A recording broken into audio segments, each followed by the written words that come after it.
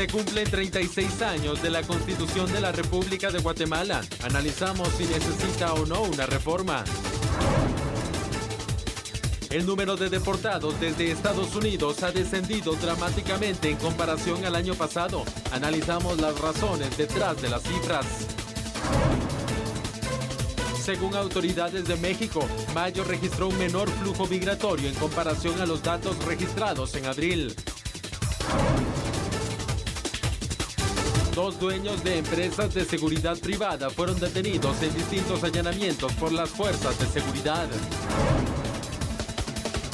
Más de 300,000 dosis de la vacuna contra COVID-19 llegarán al país en los próximos días como parte del mecanismo COVAX. Algunos procesados del caso Comisiones Paralelas 2020 impugnaron la resolución de la jueza que los sujetó a una investigación por varios delitos.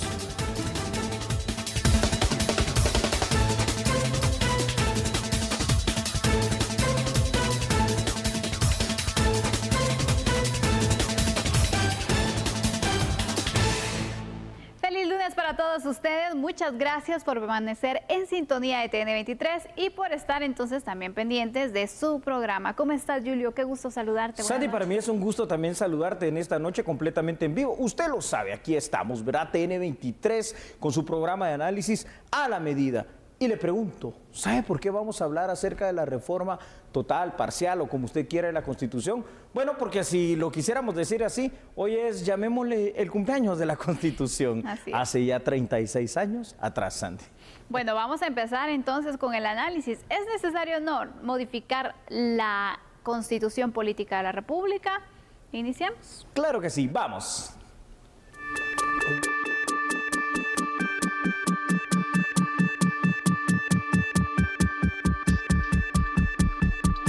La Constitución Política de la República cumple 36 años y en ese marco, el presidente de la Corte de Constitucionalidad explicó que es necesaria una reforma a la Carta Magna, específicamente a la elección de cortes por medio de un nuevo modelo. El togado indicó que se debe realizar un análisis profundo para discutir estos cambios. Creo que sí hay algunos temas que es necesario modificar. Buscar, especialmente la elección de cortes, por ejemplo.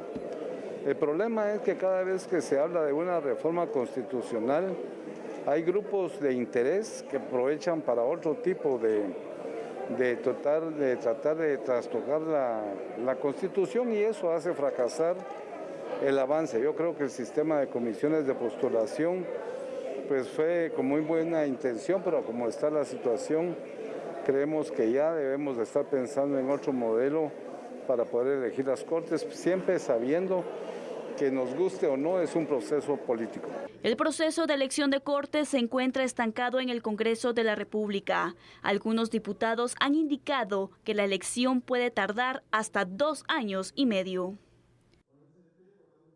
Por aquí vamos a ponernos entonces en contexto. Hace 36 años, Sandy, un 31 de mayo, pues lo que pasaba en 1985 es que un ente que es temporal y que ahora no existe, una Asamblea Nacional Constituyente, que por cierto, por ley, por constitución, tiene una única misión, que es la de promulgar una nueva constitución, había promulgado, es decir, se había puesto ya de acuerdo para esta constitución que tenemos actualmente. Ahora, hay un tiempo que se llama vacatio legis, entre el tema ese de la promulgación y el tema de la vigencia de la misma, cuando se publica en el diario oficial. En ese caso se decidió, fíjense ustedes, la vacatio legis suele durar 8 días, se decidió que durara meses, porque fue hasta el 14 de enero del año de 1986 en que nuestra actual Constitución cobró precisamente vigencia y positividad, y ahí la tenemos. Pero si han pasado 36 años, pues todo cambia, el mundo evoluciona. Y yo creo que también hay cosas que en nuestra Constitución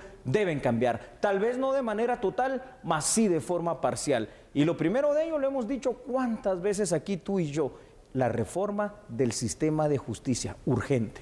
Totalmente, Julio. Quisiera que fuéramos explicando cuál es el procedimiento para poder hacer una reforma a la Constitución, porque en varias ocasiones se ha planteado el hecho de hacer una modificación, de poder ir actualizando ciertos temas que se quedaron pues pendientes o que se han ido debilitando con el paso del tiempo, pero no es una situación fácil. Para nada fácil. ¿Por qué? Porque la Constitución puede ser modificada por el Congreso de la República. Pues le informo que no. Quizá el único artículo que puede sí ser tocado por el Congreso, pero que no ha pasado hasta el momento, es el artículo 18, el que habla de la pena de muerte.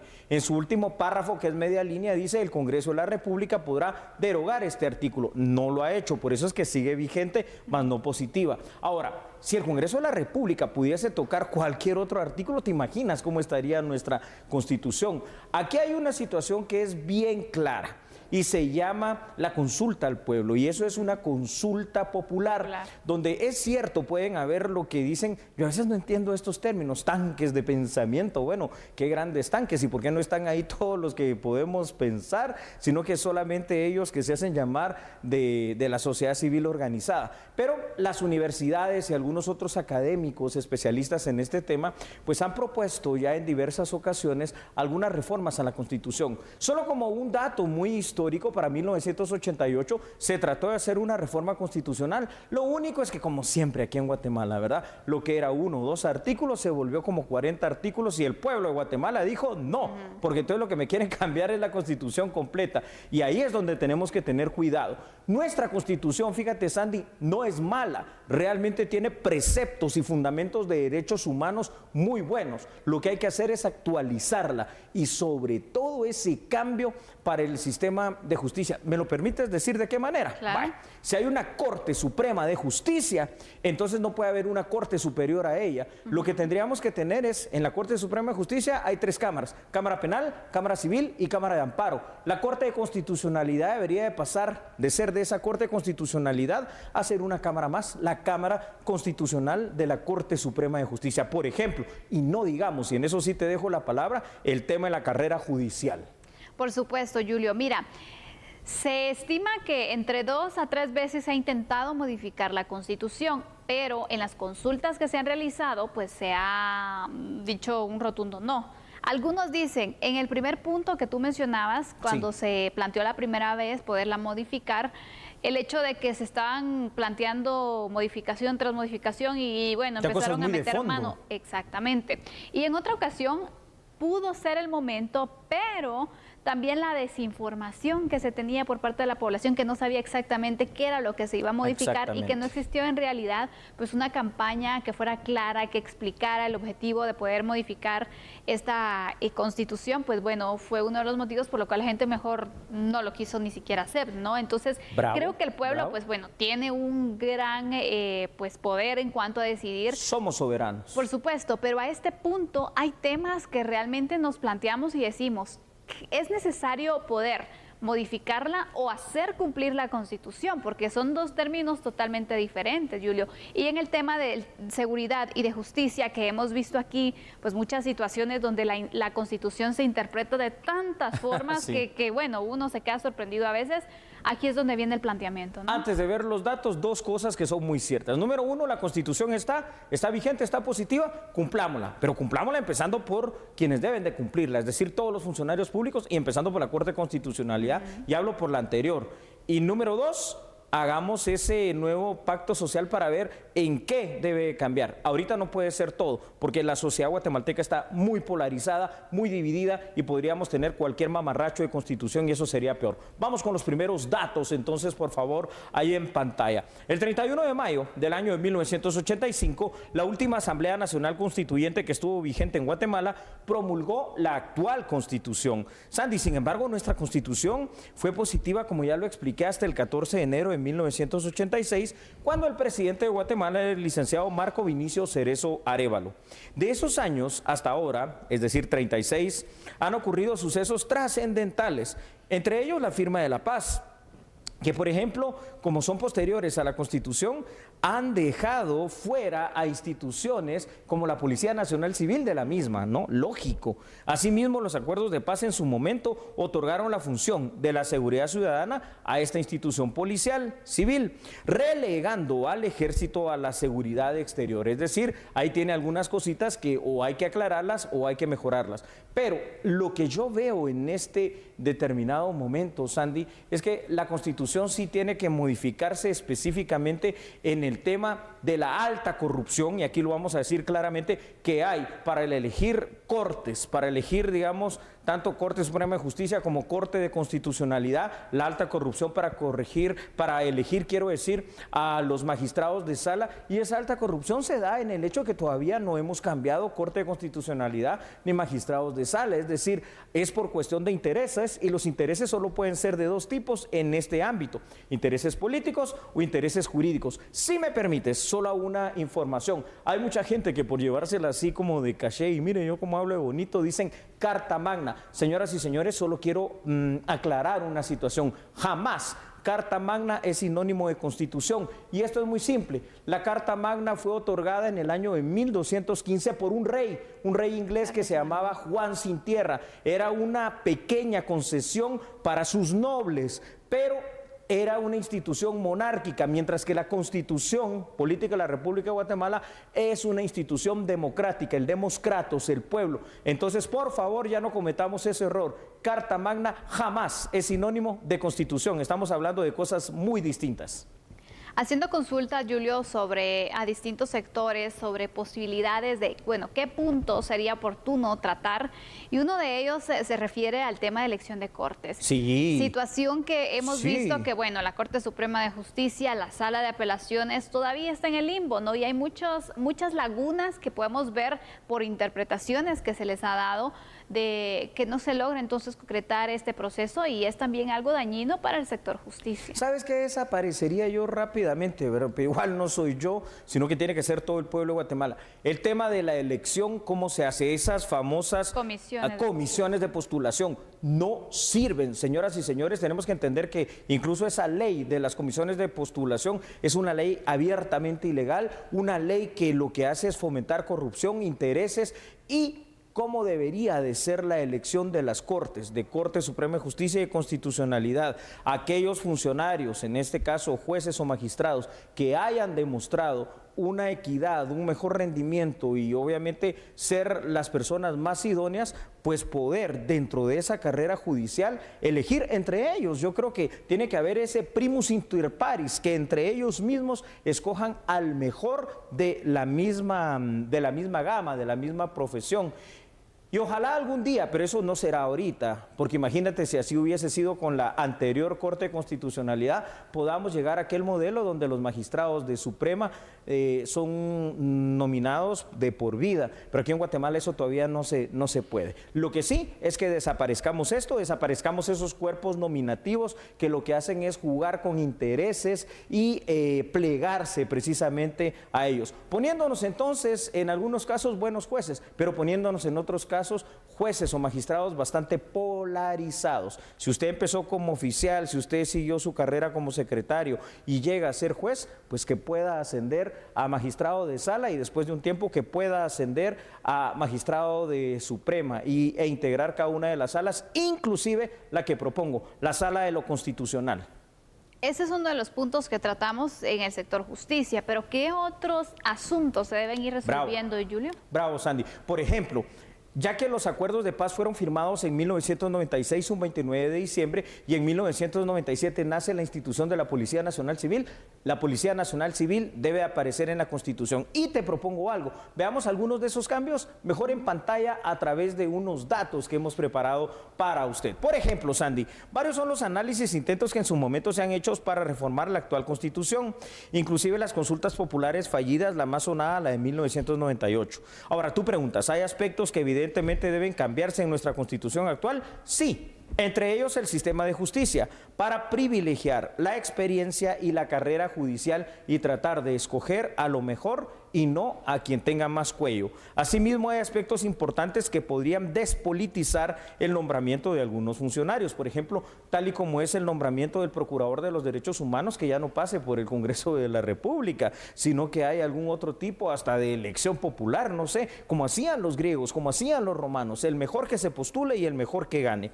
El fiscal general tampoco debe ser nombrado por el presidente, porque entonces está plegado a ciertos intereses y eso no es bueno. bueno. Indudablemente la Constitución Política de la República de Guatemala, aún con este desfase, puede seguirse catalogando como buena, pero eso no quita que, aunque sea parcialmente, debe reformarse. Repito, la institución policial también debe ser parte de lo que es la Constitución, y tenemos que dejar con mayor claridad el hecho de cuál va a ser la función del Ejército de Guatemala. Y yo aprovecharía para alguna cuestión, es decir, el hecho, por ejemplo, de que el mismo Ejército pueda estar dentro del actuar de las cárceles de Guatemala para empezar a retomar ese orden, porque la seguridad, la justicia y sobre todo la certeza jurídica es algo que tanto necesitamos en Guatemala, ¿verdad? Así es. Hay proyectos que de hecho se han dado a conocer o se han entregado al Congreso, al Ejecutivo, en cuanto a las propuestas de distintos sectores, centros de estudio, Julio, donde va enfocado más al tema de seguridad y de justicia, donde se ve que ahí está un poco la debilidad, sí, y que sin duda alguna podría marcar uno de los esfuerzos y uno de los caminos para ir fortaleciendo estos sectores, obviamente también acompañado de otros esfuerzos como la implementación de distintos sistemas, el reforzamiento de cárceles. Correcto. Y demás. Pero empezando por este punto, porque en la materia legal siempre va a ser importante, pero hay que cumplirla también. Hay que cumplirla. Te digo algo, hoy me decía una persona, mire, usted analiza, usted propone algunas cosas que son interesantes, pero ¿y por qué no pasa al plano fáctico? Bueno, lo que pasa es que tal vez son personas que no conocen también lo que uno ha hecho. Yo recuerdo, fíjate, 2 veces trabajé en la Procuraduría de los Derechos Humanos hace ya como unos 10 o 12 años, y en ese momento estábamos analizando precisamente todas esas situaciones de propuestas de reforma constitucional para hacer algo integrado con el grupo del G4, ¿verdad? Arzobispo, Alianza Evangélica, Universidad de San Carlos, Procuraduría de los Derechos Humanos, y presentarlo. Pero al final de cuentas eso terminó en nada, es decir, sí hemos hecho, y yo les invito a ustedes también, nosotros como ciudadanos guatemaltecos, al final de cuentas que pensemos en estos temas, que analicemos estos temas, que tomemos nuestra postura y que empecemos tal vez hasta organizarnos para hacer algo. Es decir, recordemos que tenemos diputados y con 5,000 firmas podemos venir y pedirle a alguno de nuestros representantes distritales o del listado nacional, pues que empiecen a promover este tema, porque este tema de la Constitución no es solo un aniversario más, es una necesidad el cambio en algunos de los aspectos como el sector justicia. Totalmente. Creo que al final, pues, ay, Dios mío, es un tema que nadie quiere tomar, ¿no? Como la iniciativa, poder liderar este esfuerzo, porque, pues, no sé, ¿por qué al final no existe ese interés, Julio, de poder avanzar porque no con este esa proyecto? Unión, Sandy. A veces Exacto. Tú quieres hacer algo, pero haces un llamado y no existe la unión dentro del mismo pueblo guatemalteco. Tenemos que darnos cuenta de ese poder soberano que tenemos para promover algo tan importante como una reforma constitucional que hoy nuestra buena Constitución nos dice hagámoslo. Sobre todo en lo que ya dijimos, el famoso y hoy tan desprestigiado sector justicia de Guatemala. Así que dejamos entonces el análisis en este aniversario de la Constitución.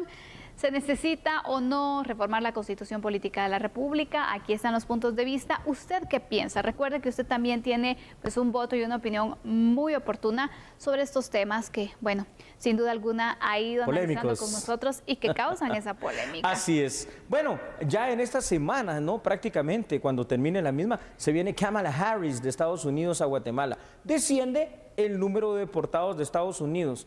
¿Será por algo bueno? ¿Será casualidad? ¿Será por la reunión? Analicémoslo. Después de la pausa, ya regresamos. No cambie, nosotros somos a la medida.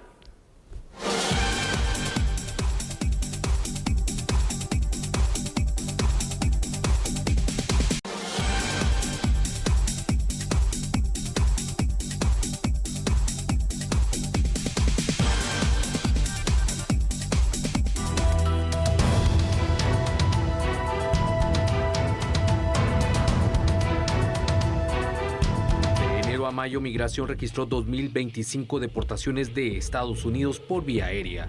Solo en mayo fueron 424 retornos. Estas cifras representan una baja del 84% en comparación al mismo periodo de 2020. En esa ocasión fueron 12.575. Para esta semana no se tienen contemplados nuevos arribos de dicha nación, únicamente el de este martes, que será procedente de México. Por aparte, por vía terrestre desde México, de enero al 27 de mayo, se reportaron 15.940 deportados, contrario a lo de Estados Unidos. Aquí se reporta un aumento del 54.4%. Asimismo, el número de menores no acompañados que han sido repatriados en 5 meses por autoridades mexicanas ha sido de 1.599.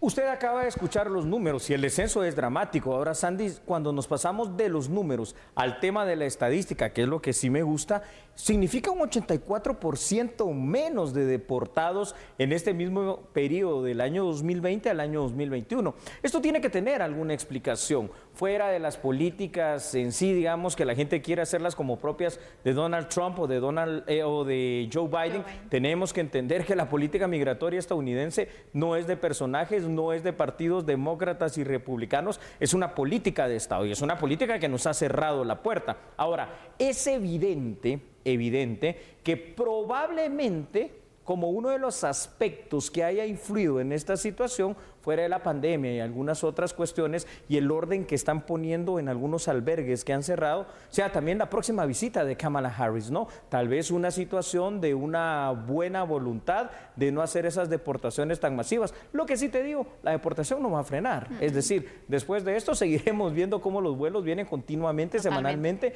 y va a ser una constante en Guatemala. Definitivamente, Julio. Mira, aparte de ello, recordemos que Joe Biden dio un tiempo de 100 días en los cuales no se iban a hacer deportaciones, que estos 100 días pues marcaron también para que se diera este descenso en cuanto a los retornos, pero pues también las últimas semanas se han visto entonces cómo se han detenido algunas embarcaciones. Que no necesariamente sé si se cumplieron esos 100 días como tal, porque hubo deportaciones. Exactamente. Y se justificaba con que ya era gente que ya estaba en los centros de detención y que bueno, están en el proceso pero que en esos 100 días no se había realizado. Digamos que sí se cumplió. Esto podría justificar un poco, pero coincido contigo también. La visita de la vicepresidente tiene algo que ver. Tiene que ver. Tiene algo que ver porque al final de cuentas creo que el gobierno estadounidense, a través de Kamala Harris, está comprendiendo de mejor manera lo que deberíamos de entender acá en los gobiernos del Triángulo Norte, es decir, nosotros fuera de las ayudas, de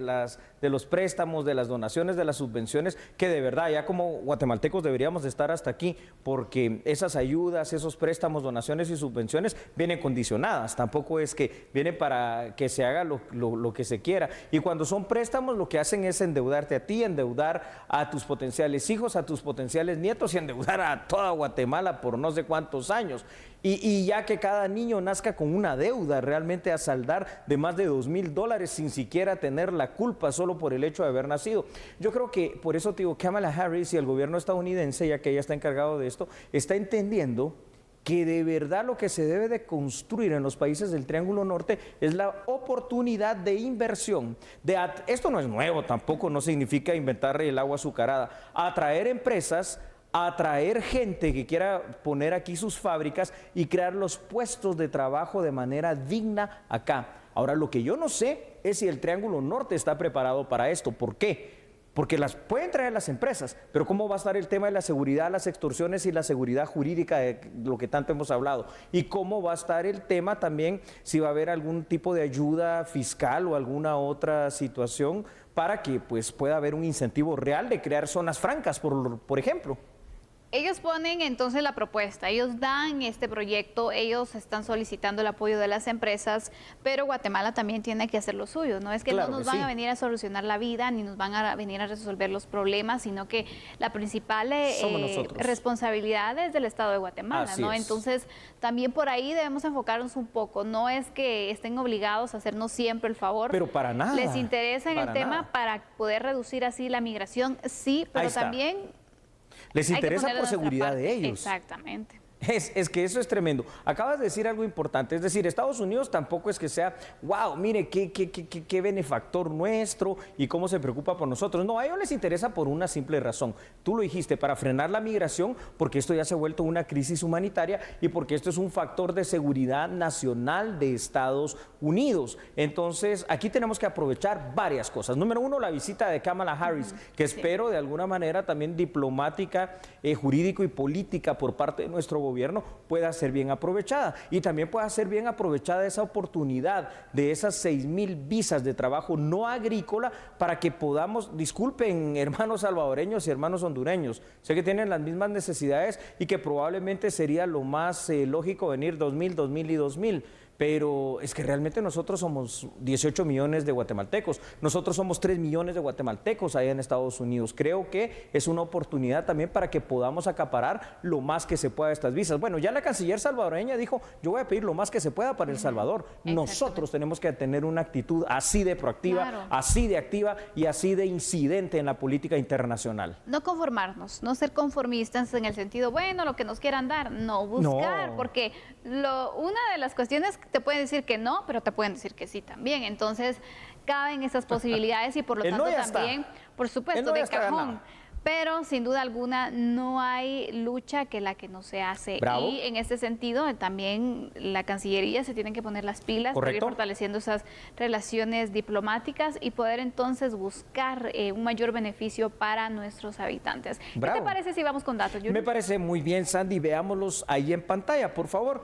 Fíjese usted lo siguiente, una constante en Guatemala es recibir vuelos provenientes de Estados Unidos transportando a connacionales que son expulsados literalmente de ese país a través de la figura de la deportación. La política estadounidense, Sandy, de gobiernos republicanos y demócratas ha demostrado a lo largo de los años que las deportaciones son algo constante y permanente, es decir, política de Estado. El año pasado, por situaciones obvias, ¿no?, derivadas de la pandemia, por un breve tiempo se detuvieron los vuelos de deportados, pero estos fueron reactivados de manera cotidiana y en gran número y en masa. Y este año, ya fuera de los temas de la tercera ola eterna, ¿no?, de este eterno también COVID-19 en el mundo, también hay factores políticos. Creo que al menos de una manera diplomático-amistosa, habrá que ver cómo son las reuniones realmente a puerta cerrada.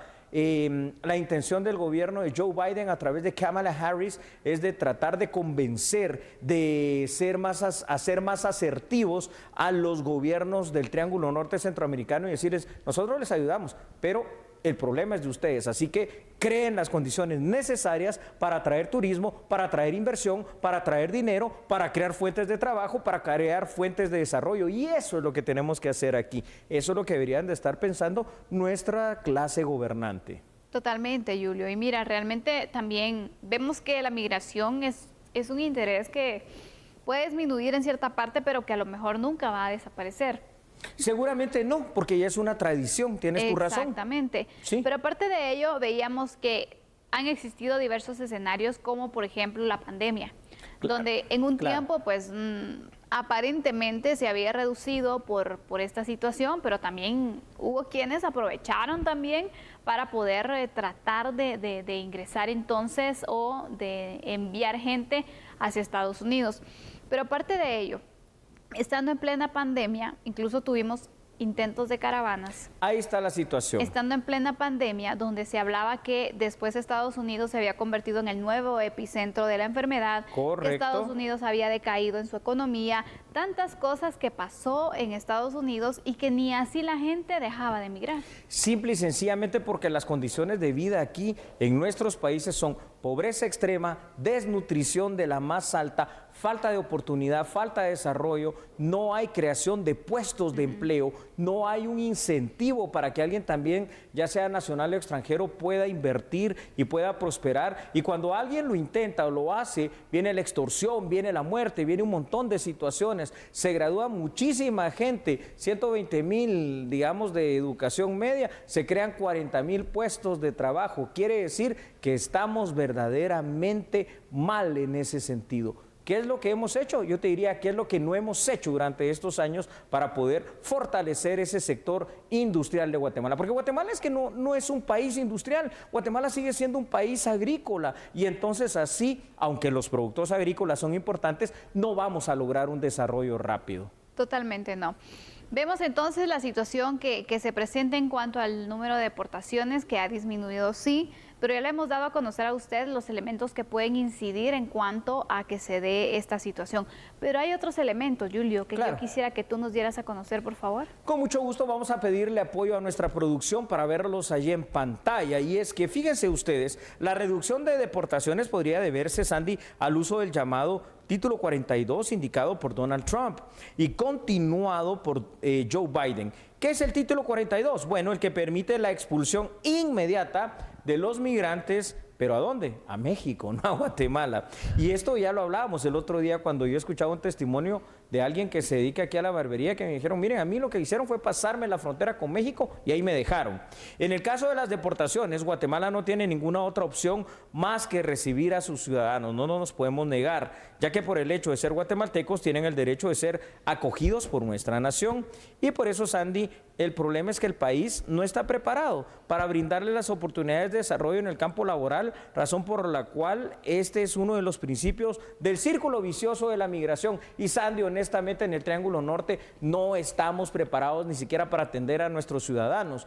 Cuanto menos vamos a estar preparados para recibir en masa a muchos de estos 3 millones de guatemaltecos que están en Estados Unidos trabajando, que están haciéndolo honestamente y que están aportando a través de sus remesas para nuestro mismo Producto Interno Bruto. Bueno, qué tema, ¿no?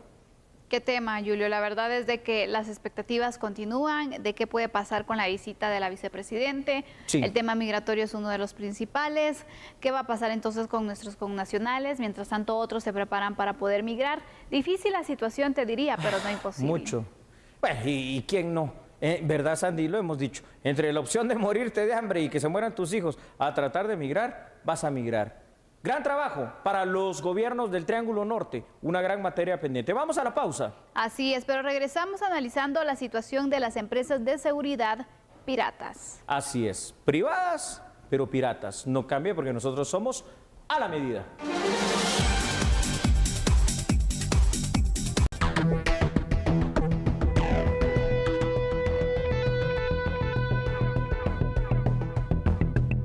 Propietarios de empresas de seguridad privada fueron detenidos por las fuerzas de seguridad señalados del delito de servicio ilegal de seguridad.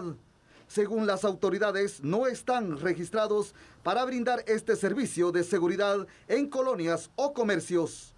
En Villanueva, los agentes capturaron a Edgar Rodolfo Rodríguez Divas, de 30 años, mientras que en Villahermosa se detuvo a Edgar Ernesto Marroquín Espinosa, de 40 años.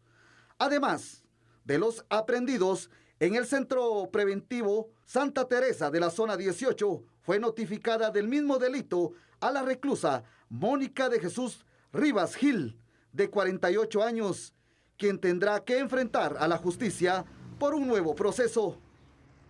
Siempre lo hemos dicho y lo seguiremos diciendo. Lex dura lex, ley dura ley. Está bien, Sandy, yo entiendo, tú lo entiendes, todos lo entendemos.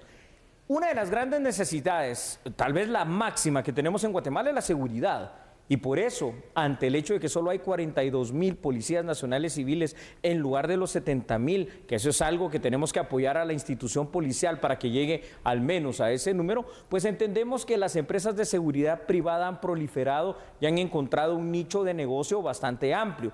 Hay empresas, antes de que me vayan a decir cualquier cosa, hay empresas de seguridad privada en regla, profesionales, muy buenas, y que me consta que capacitan de una manera constante y permanente a sus elementos y a sus agentes también administrativos y a los supervisores.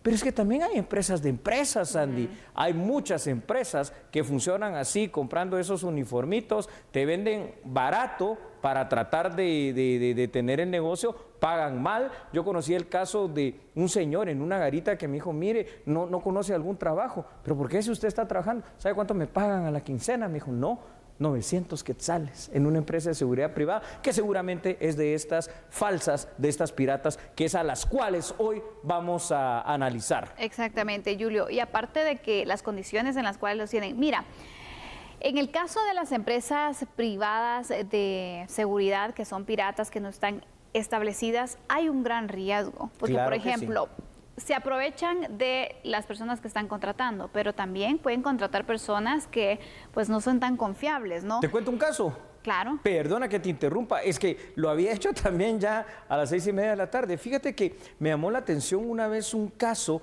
de un amigo que tenía este tipo de negocios y me dijo que su socio, porque generalmente son varios socios, tenía que cubrir un puesto en una dependencia, en un negocio de la zona 1, pero ya todos sus agentes estaban ocupados. ¿Qué es lo que hizo? Se fue literalmente al Parque Central de la ciudad de Guatemala y cuando vio a una persona que le pareció bien, le dijo, mira, ¿prestaste servicio militar? Sí. ¿Manejaste armas? Sí. Venite, aquí está el uniforme, y se lo llevó directamente sin llenarle ni siquiera ninguna papelería y mucho menos conocer de él y quién es, y lo puso en ese negocio. ¿Qué pasó? Resulta ser que como es en el centro de la ciudad, alguien avisó a ese negocio, mire, vienen 3 personas que están robando, y casualmente en ese ínterin no eran las 3 personas que estaban robando, sino que venía una abogada con otras 2 personas. El agente de seguridad, cuando ve que vienen esas 3 personas, sin decir y ni mediar palabra, dispara y termina dándole muerte a esta abogada. Y entonces es una cosa terrible. No ponen tienen a cualquiera a veces a cuidar. Claro, no tienen entrenamiento, no tienen capacitación constante también, porque esa es otra situación, ¿no? Deben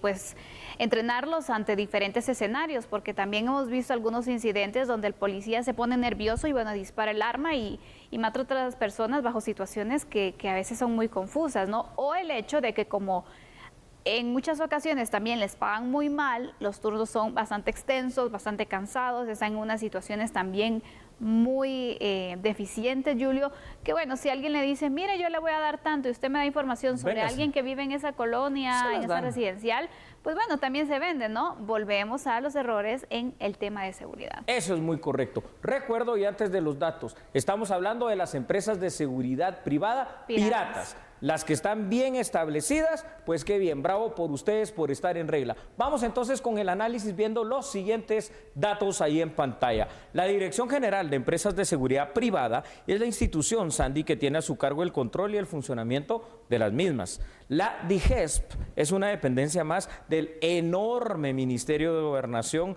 y a la fecha es evidente que necesita ser reforzada, sobre todo en el número de inspectores que tiene para llevar a cabo, ahí sí que esas inspecciones, ¿no? Inscribir legalmente una empresa de seguridad privada es un proceso largo, Sandy, es caro y también es engorroso, pues primero hay que construir constituir, mejor dicho, la sociedad mercantil en el registro mercantil, posteriormente gestionar ante el Ministerio de Gobernación el acuerdo de creación de la empresa de seguridad privada con su junta directiva, con el tema de los estatutos y por supuesto, ni qué decirte de tener una cuenta en un banco reconocida para poder aperturarla, los trámites ante la SAT para tener esa personería jurídica a través del número el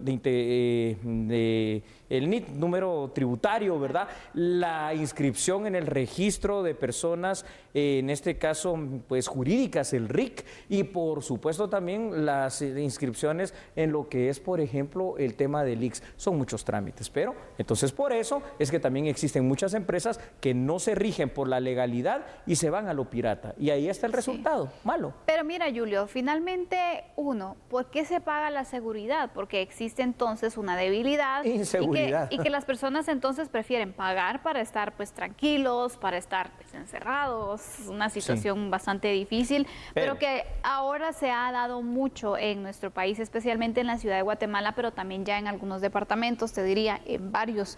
En este punto, ¿qué hacer cuando, por ejemplo, en mi colonia, en mi residencial, queremos empezar a implementar este sistema de seguridad privada para tener esa garantía? Porque también a veces, bueno, me cobra más barata esta que la otra, tiene su porqué también, sus ventajas. Por supuesto, económicas. Y sus desventajas, ¿no? ¿Qué te parece? Claro, antes de los otros datos, lo primero que hay que hacer es ir y evidenciar, hacer un catálogo de las empresas más reconocidas. Hay empresas de 20, 30, 40 años que ya han estado funcionando, que tienen un prestigio, que tienen todo en regla, que tienen su portal web, su página de Facebook, que tienen todo bien. Y hay otras que no le van a ofrecer nada de eso, sino que lo único que le van a ofrecer es más barato. Desconfíe de eso. Y no porque no se pueda cobrar más barato, lo que pasa es de que tiene que haber alguna razón. Entonces también es mejor las empresas de debidamente reconocidas. ¿Quiere saber de dónde están? Pues váyase a la página de la DIGESP o a la página del registro mercantil, ingresa ahí el nombre de la empresa y va a salir si es buena o si es en todo caso pirata, porque no aparece. Vamos con datos. Vamos. Así es, ahí entonces usted los tiene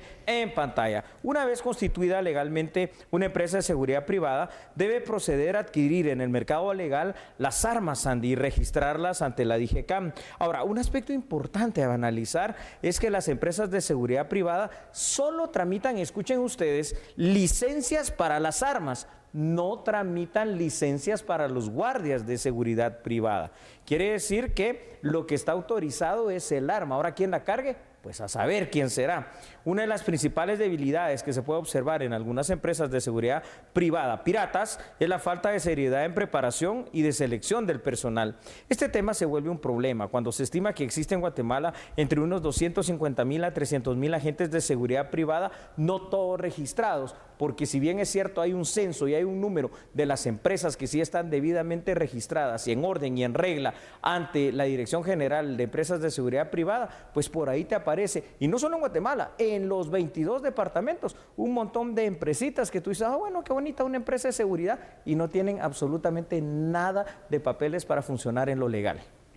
Estos son puntos que usted debe tomar en consideración al momento de poder contratar una empresa de seguridad privada o poder renovar el servicio. Siempre se tiene que hacer también esta verificación para dar esa seguridad y que, uno, el dinero que usted está invirtiendo esté bien invertido. Así es. Dos, darle la tranquilidad a usted de que va a tener pues ese respaldo también de contar entonces con una empresa legalmente establecida y que tengan los permisos para poder funcionar y evitar entonces riesgos por ahí, porque también otro de los riesgos que se tiene con las empresas de seguridad privada que son pirata es que, bueno, si el agente está involucrado en alguna situación delictiva también, ¿sí?, dentro de la colonia o dentro del comercio, no se va a tener pista de nada, no se va a poder seguir, se fue, bueno, saber quién era, y usted, pues bueno, se va a quedar así ante una situación que no sabemos que hasta dónde puede llevar entonces ese peligro, una muerte, un robo, un asalto, cualquier cosa. Sí hacen inteligencia, porque si alguno de estos agentes de las empresas piratas de seguridad están asociados con una banda criminal, te saben decir, en aquella casa solo vienen viernes, sábado, domingo, se van lunes, entonces tienen de martes a jueves para poder entrar y hacer lo que quieran. Terrible. Así que bien por las empresas bien establecidas y a combatir y a cerrar esas empresas piratas de seguridad privada que tanto mal hacen. Vamos a la pausa. Vamos a la pausa, regresamos con otras noticias. Así es, nosotros somos A la Medida.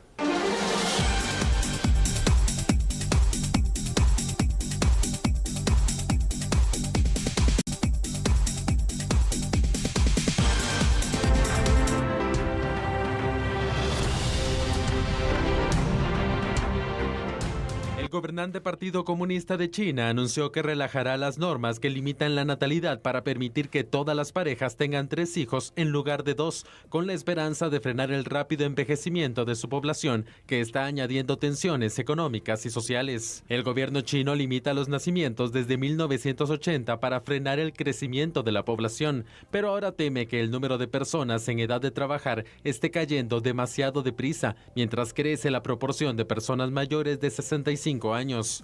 Esto amenaza con afectar sus ambiciones de convertir a China en una próspera sociedad de consumo y líder de tecnología global.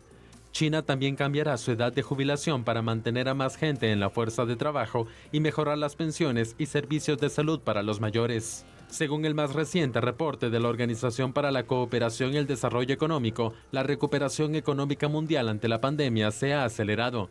Sin embargo, señalan que la recuperación avanza de manera desigual y enfrenta desafíos, como la falta de vacunas para países pobres.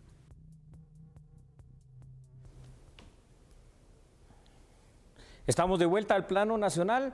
Las próximas dosis de la vacuna en contra del COVID-19 que arribarán a nuestro país son precisamente aquellas que le pertenecen al mecanismo COVAX, de las cuales nosotros pues ya adquirimos una buena parte. Lo único que es importante saber que no se tiene aún prevista una fecha exacta para su arribo. Vea la información. Aunque las autoridades de salud aún no cuentan con la fecha exacta en que vendrán las más de 321,000 dosis de la vacuna contra el COVID-19 adquiridas por medio de COVAX, han señalado que podría ser a finales de la presente semana o principios de la otra, y que aún no cuentan con una calendarización. Estamos en espera de eso y esperamos que a la mayor brevedad venga. ¿Y de cuánta cantidad es? Son 321.600 de AstraZeneca las que esperamos por el mecanismo COVAX y todavía no está definido lo de Sputnik. No sé, no sabemos. Nosotros hemos solicitado al máximo siempre en cada reunión que tenemos, ¿verdad? Ministra, en cuanto a la vacunación. No, todavía no. En cuanto a la vacunación. Eso lo comentaremos en la próxima reunión. El Ministerio de Finanzas señaló que para la compra de vacunas a través de COVAX se destinaron 107 millones de quetzales y 620 millones para las dosis de Sputnik. Mientras tanto, no descartan que de ser solicitado por el Ministerio de Salud, iniciarán un análisis para readecuaciones presupuestarias y otorgar más fondos para la compra de vacunas. Por el momento no ha habido un requerimiento. Ella explicaba de que van a hacer una revisión al interior de su presupuesto para ver si pueden identificar algunos recursos para poder comprar vacunas adicionales a lo que indica el decreto 1. Si en algún momento surge la necesidad y está la solicitud del Ministerio de Salud, pues Finanzas hará un análisis para ver cómo va la ejecución del resto de ministerios y readecuar también para poder trasladar de salud. El Ministerio de Salud está pendiente de negociar con representantes de Rusia durante esta semana el envío de cantidades más grandes de la vacuna Sputnik V contra el COVID-19. Y en otra información, en el marco de la visita de la vicepresidenta de los Estados Unidos, Kamala Harris, a México, el presidente de ese país se pronunció respecto al flujo migratorio, indicando que ha existido una baja. A criterio de López Obrador, las acciones conjuntas con Estados Unidos han permitido ese descenso. Entonces estamos trabajando bien, por eso viene la vicepresidenta de Estados Unidos, Kamala Harris, viene de mañana en 8, el 8 de junio va a estar con nosotros, pero el tema lo relacionado con la migración, y se está avanzando bastante, mucho, es bueno el entendimiento, y ya les puedo adelantar que después de marzo, que fue muy crítico en cuanto a deportaciones, de los más altos de migrantes que quisieron cruzar la frontera, fue un mes, vamos a decir, de récord histórico. Ya ha bajado. ¿Sabe usted que algunos de los implicados en el caso conocido como Comisiones Paralelas 2020 impugnaron la resolución de la jueza contralora de ligarlos a proceso por asociación ilícita, tráfico de influencias y también por violaciones contrarias a la Constitución? Bueno, pues por favor vea la información aquí en A la Medida. El 26 de abril de este 2021, la titular del Juzgado de Mayor Riesgo D aceptó la solicitud del Ministerio Público que 7 personas quedaran sujetos a una investigación por los delitos de asociación ilícita, tráfico de influencias y violación a la Constitución. A criterio de la Fiscalía, los ilícitos los cometieron al visitar y reunirse con un privado de libertad en un hospital privado con la intención de acordar cómo votarían para elegir a las nuevas salas de apelaciones y la Corte Suprema de Justicia. Los procesados impugnaron la resolución que sean investigados por la supuesta comisión de 3 delitos penales. Entre los indicados figura el expresidente del Colegio de Abogados y Notarios de Guatemala, Luis Fernando Ruiz, y otros abogados penalistas. El Ministerio Público presentó una solicitud de retiro de antejuicio en contra del diputado al Congreso de la República, Rudy González. En gestión penal, la Fiscalía contra la Corrupción del Ministerio Público presentó una solicitud para retirarle el derecho de inmunidad al congresista Rudy Bospelí González Cardona por su presunta participación en los delitos penales de tráfico de influencias, cobro ilegal de comisiones y asociación ilícita. En un comunicado de prensa, el ente investigativo dijo que González Cardona indujo a Eider Hiram Morales Juárez, quien fungió como secretario y asistente en el Congreso de la República, para solicitar y recibir cantidades de dinero de forma mensual. El documento agregó que las personas que entregaron el dinero eran contactadas por medio de llamadas telefónicas, llamadas y mensajes a través de las redes sociales. Las exigencias dinerarias que supuestamente recibió el congresista González Cardona eran de personas contratadas para trabajar en el Fondo Social de Solidaridad del Ministerio de Comunicaciones, Infraestructura y Vivienda. Según el comunicado del Ministerio Público, el parlamentario González coordinó con las autoridades de la cartera para que le adjudicaran contratos administrativos de servicios técnicos y estos fueran prorrogados a cambio de un pago mensual. ¿Qué les puedo decir a esta hora? Chao, pero mañana los esperamos a las 21 horas. Hasta mañana, feliz noche.